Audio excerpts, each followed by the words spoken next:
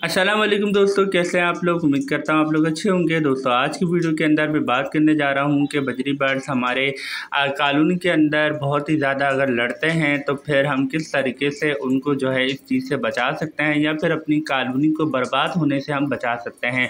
तो आज मैं आपको ऐसे स्टेप बताऊँगा जो आप कॉलोनी बनाने से पहले अपने जहन में रखेंगे तो इंशाल्लाह आपके पास लड़ाइयाँ नहीं होगी और बर्ड जो है वो आराम से रहेंगे, मतलब खुशी खुशी रहेंगे और खुशी खुशी आपके पास ब्रीडिंग जो है वो आएगी। तो ऐसा क्यों होता है, हमारे बर्ड जो है आपस में क्यों लड़ते हैं, तो ये मैं आपको आज की इस वीडियो के अंदर बताऊंगा। लेकिन अगर आप लोगों ने अभी तक मेरे चैनल को सब्सक्राइब नहीं किया तो आप लोग मेरे चैनल को सब्सक्राइब कर लीजिए ताकि आप लोगों को मेरी वीडियो जो है वो मिल सके। दोस्तों अपनी वीडियो शुरू करने से पहले मैं आपको ये बताना चाहूँगा कि आप लोग जो है वो कॉलोनी बनाते हैं और उसके बाद जो है आपके साथ बहुत ही ज़्यादा जो है वो नुकसान होने स्टार्ट हो जाता है, क्योंकि बर्ड्स एक दूसरे को मारना स्टार्ट कर देते हैं, लड़ाइयाँ शुरू कर देते हैं। तो बजरी बर्ड जो है वो ऐसा क्यों करते हैं।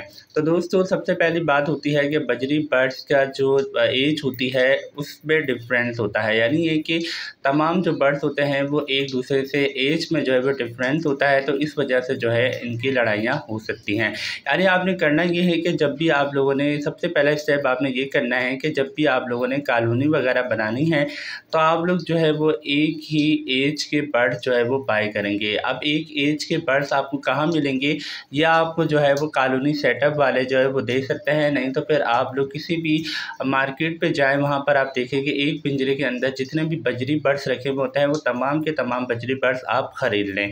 यानी उन तमाम के तमाम बजरी बर्ड्स को आप ख़रीद सकते हैं। नहीं तो फिर दुकान वालों के पास जो है वो ऐसे भी बर्ड्स होते हैं जो कि एज में कम होते हैं, यानी कि अडल्ट होते हैं बजरी में, वो आप ख़रीद सकते हैं। बेसिकली जो हमारे शॉप वाले होते हैं वो ऐसे बर्ड्स को बाहर नहीं रखते, बल्कि अपने जो है वो फार्म वगैरह में रखा हुआ होता है। तो अगर आप उनसे बात करेंगे कि मुझे मतलब अडल्ट बजरी बर्ड चाहिए तो वो आपको ला देंगे।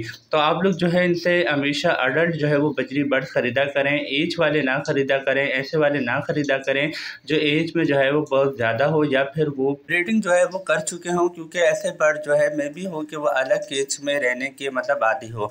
तो इसलिए आप लोग जो है वो एक एज का ख़रीदा करें, यानी कि ऐसे बर्ड जो कि अडल्ट हो, और अडल्ट पेयर का ही हमेशा जो है वो कॉलोनी बनाना चाहिए, क्योंकि ऐसे बर्ड जो है वो 1-2 महीने साथ रहते हैं, उसके बाद ही जो है उनमें मटकियाँ और बॉक्स वगैरह जो है वो लगाया जाता है, और इसमें जो है फिर चांस बहुत ही ज़्यादा कम हो जाता है लड़ने का, क्योंकि तमाम बर्ड्स एक दूसरे को जानते हैं, तो इस वजह से वो लड़ते नहीं हैं। नहीं तो फिर ये होता है कि अगर आप अडल्ट पेयर यानी कि बड़े पेयर आप लोग ख़रीदेंगे तो फिर उसमें ये होगा कि वो बर्ड्स एक दूसरे को मार भी सकते हैं, एक दूसरे को बच्चों को भी मार सकते हैं। इसलिए आप लोग जब भी कोई भी कॉलोनी सेटअप वगैरह बनाएं तो आप लोग जो है वो अडल्ट पेयर ही ख़रीदा करें। अब बात आती है कि हम लोग अपने कॉलोनी सेटअप के अंदर कितने मेल एंड कितने फीमेल जो है वो ऐड करें। अगर आप लोग नॉर्मल बजरी बर्ड्स का मतलब कॉलोनी बना रहे हैं जिसके अंदर आप रेड आई नहीं ऐड कर रहे हैं, कॉमन जो बजरी बर्ड्स होते हैं वो आप लोग डाल रहे हैं, तो फिर आप लोग जो है वो तकरीबन अगर आप लोग 50 पेयर लगाना चाह रहे हैं तो जिसमें 50 मेल होंगे और 50 फीमेल होंगी, इस तरीके से आप लोग बना सकते हैं। एक्स्ट्रा कोई फीमेल और एक्स्ट्रा कोई मेल जो है आप लोग ऐड नहीं करेंगे, वरना जो है वो कॉलोनी के अंदर बहुत ही ख़तरनाक जो है वो लड़ाइयाँ शुरू हो जाती हैं, क्योंकि लोग जो है वो गिनते नहीं हैं, देखते नहीं हैं कि वो कितनी फीमेल्स और कितने मेल जो है वो ऐड कर रहे हैं। वो जल्द जो है वो मेल एंड फीमेल को छोड़ देते हैं लाकर। तो आप लोग ऐसी गलती कभी ना करें, आप लोग चेक करा करें कि आप लोगों ने मेल्स कितने डाले हैं और फीमेल्स कितने डाली हैं, क्योंकि बाद दफ़ा ऐसा होता है कि आप बाज़ार से ख़रीद कर लेकर आते हैं तो वहाँ पर आप सही तरीके से चेक नहीं कर पाते, आपके पास एक्स्ट्रा जो है वो मेल आ जाते हैं, एक्स्ट्रा फीमेल आ जाती हैं।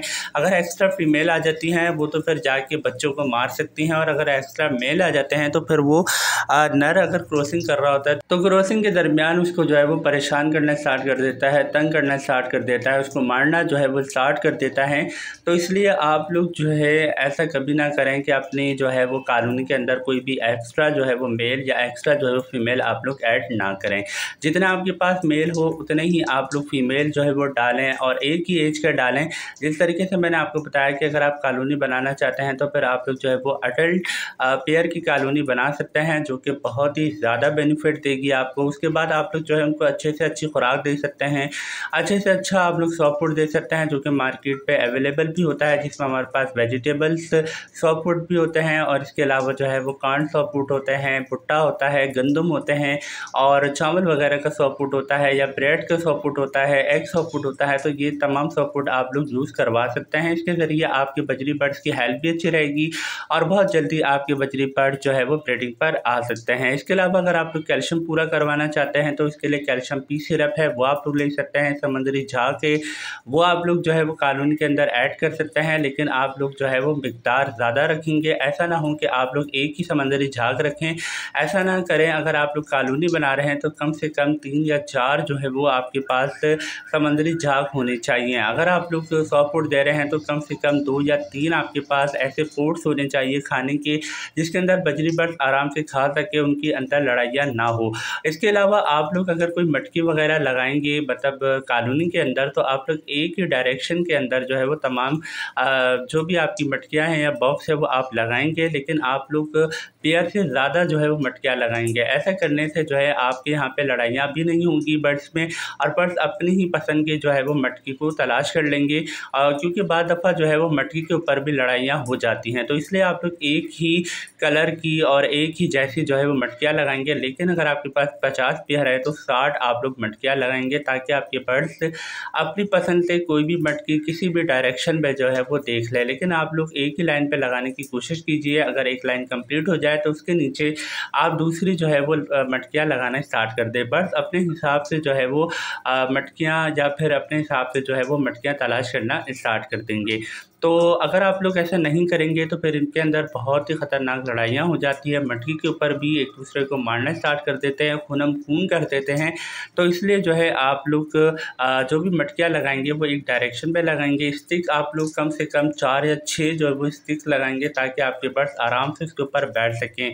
और दूसरा ये कि आप लोग इस बात का भी ख्याल रखें कि आपका जो भी कॉलोनी सेटअप बना हुआ है उसके अंदर तकरीबन मॉर्निंग की जो है वो धूप आनी चाहिए, सर्दियों में लाजमी तौर पर। और अगर हम बात करते हैं गर्मियों में, तो गर्मियों में भी कम से कम मॉर्निंग की सुबह की 2 घंटे की धूप आनी चाहिए और 2 घंटे की शाम की आनी चाहिए। यकीन करें धूप भी हमारे बर्ड्स के लिए बहुत ही ज़्यादा फ़ायदेमंद हो सकती है।